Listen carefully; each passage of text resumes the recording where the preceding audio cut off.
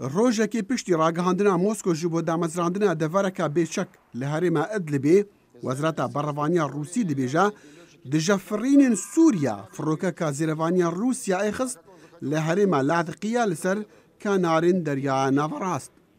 پەیڤدارê وەزارەتە بەڕەوانیا رووسیا ئیسرائیل خەتابا کرد بۆ وێ سەرهاتیê û dibêje hêzên İsraîlê li werê êrîş dikir û di bersiva hêzên Sûrî de mûşek bi firoka Rûsî ket.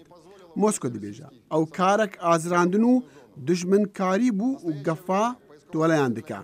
Di rûydanê de 15 kes hatin kuştin û xweşiya ragihandina Moskô nedoman dema duh serok Vladimir Putin ragihandineka neçaverêkirî dayî û gotî ew digel Tirkiya dê herêmeka bêçek li Idlibê damezrînin bo rêgirtinê li şerekî eger dest pê bike renge encamên wê ziyaneka mezin be bi 30 milyon sivîlên wê herêmê. Me biryar da herêmeka bêçek di navbera hêzên rikeberiya û yên rejimê de dabmezrînin û tevaya komalên radîkal wekû Cebhetên Nusra ji wê derê derkevin. Ev rêkeftin hîviya Serokê Tirkiya Recep Tayyip Erdogan bû ku mebesta wî ya pêşîn parastina komalên rêkaberên Sûrî bû piraniya wan li Idlibê gihane hev. Hinek ji wan komalan hêşta nepiştrastin ji mebesta rêketinê û amadekariyên berrevankirinê ji xwe dikin. نحن ثوار في ريف حماة الشمالي. ام سرهلداین هرما باکورا حماینه. ام آماده نبا نهیا خوده لپیش هر اولگا هزین دشمنان راوستین. ما بروکین خواه آماده کرنه او تونل و آستنگ داناینه. و انفاق.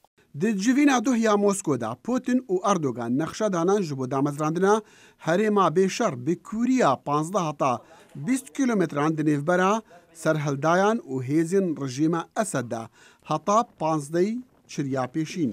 Rêkeftin ji bo vegerandina desalata hikûmeta Şamê li ser herêma Idlibê û her ev ve bûye cihê gumana xelkê şevedî li bin niş bajarê herêma Idliba Bakur xelkê xwepêşandan kirin û dibêjin mebesta şoreşawan rûxandina rejîma Esed bû û ev veya armanca wan ya dawî jî.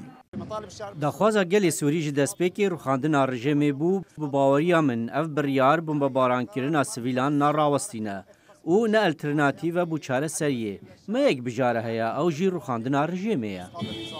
Tirsa xelkê Idlibê ew e herêma wan jî bibe nimûneyeka weka derayê ku hêzên hikûmetê dûra wê girt vederkir û rikaberî bi şeran jê derê xist.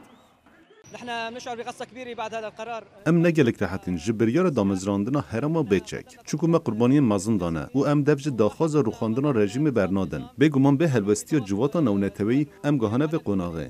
Rengê bombebarankirin li ser me kêm be. Lê wan daxwazên xelkê bi vê biryarê guhurtin.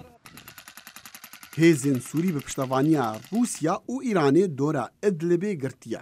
Lê Amerîka netewênîgirtî û rêxistiyên mirovanî hûşdariya karesateka mirovanî didin eger şerî dest pê kir.